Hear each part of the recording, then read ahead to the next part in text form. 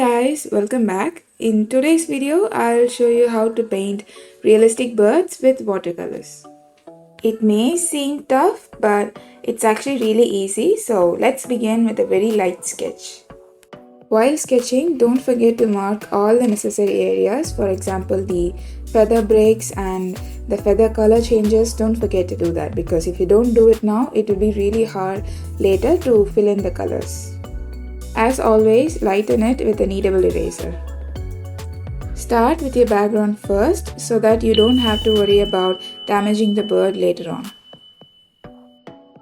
Use wet on wet technique for the background so that you have a nice out of focus effect. It's really simple. You just have to wet the paper first with water and then add your colors so that the color can move through the paper and bleed out for that soft, even wash of color. While the paper is still wet, add your branches with a slightly more saturated paint so that it can bleed out for that out of focus effect.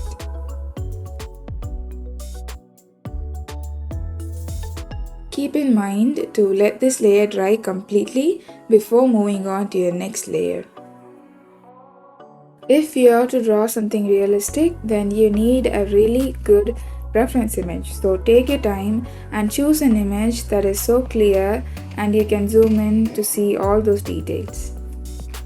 Once this layer dries completely, you can move on to the bird. And for the bird, I'm starting off with the eyes first because it is the most important feature, so that I can take all of my time and finish it with patience before moving on to the rest of the body. But it also is a personal preference. If you like to do it at last, you can do it at last. It's totally up to you.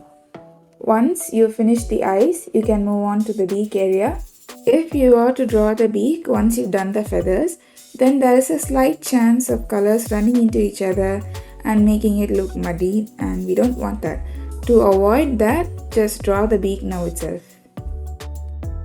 The beak actually has a lot of color changes, so use a small brush and work in layers. Moving on to the feathers, for the first layer of color, just try to establish all the different shades that you can see in your reference image and don't worry about details. The feathers of this particular bird had white edges around its ends, so I'm leaving certain areas white. Let it dry completely and move on to your second layer. And for this layer, try to saturate the colors and establish wherever you can see the shadows in your reference image. As you can see, I am not adding any details yet because no matter how many details I start at this point of time, it's not going to be visible at the end.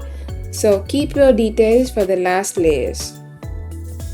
Now I'm starting to add all the blacks that I can see in its feathers, but I'm extremely careful with black because it can ruin the painting really quickly. So I'm doing it with caution and I'm not rushing through at any point.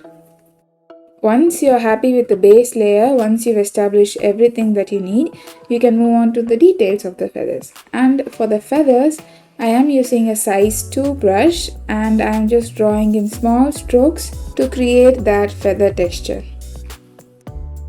Go along the direction of the feathers and try to be random, and don't forget to add some flyer feathers here and there. When we add details on multiple layers, it's going to create that depth and it's going to make your painting look three-dimensional and realistic. If you want your paintings to look three-dimensional, then be patient with it and add layers and layers of paint on top until you get satisfied with your painting. For the feather on its head, use even smaller strokes.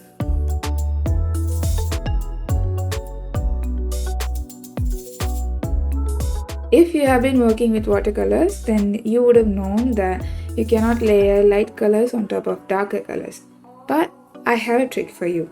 When you add a little bit of white to your paint, then this becomes slightly opaque and it can stand out on dark backgrounds like the feathers, for example. You can use this technique only for subtle highlights and not extremely bright highlights.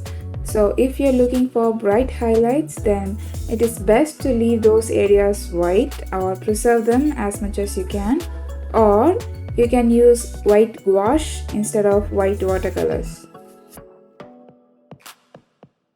For the feather edges, I used a little bit of white and blended it out so that it looks natural.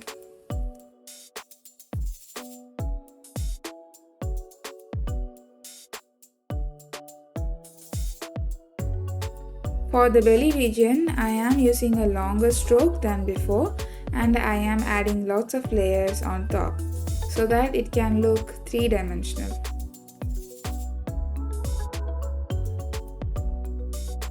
The white part of the feathers also have shadows, so don't forget to add them too.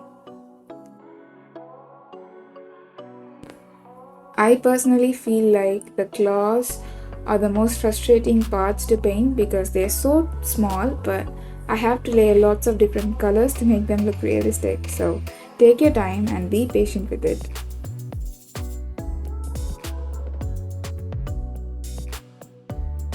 Use wet on wet technique for the branch for a very nice and smooth transition of colors. The branch had so many textures on it, so to create that I'm adding a little bit of white paint to the bottom part so that it can bleed out and create lots of interesting textures. You can find this painting on Pinterest and I'll leave a link to it in the description box.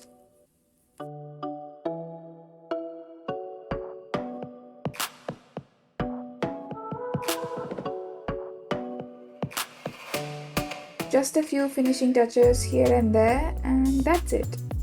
Thank you so much for watching. I hope you liked today's video. If you did, then don't forget to leave this video a like and share your thoughts in the comments below. I'll talk to you guys in the next video. Bye everybody.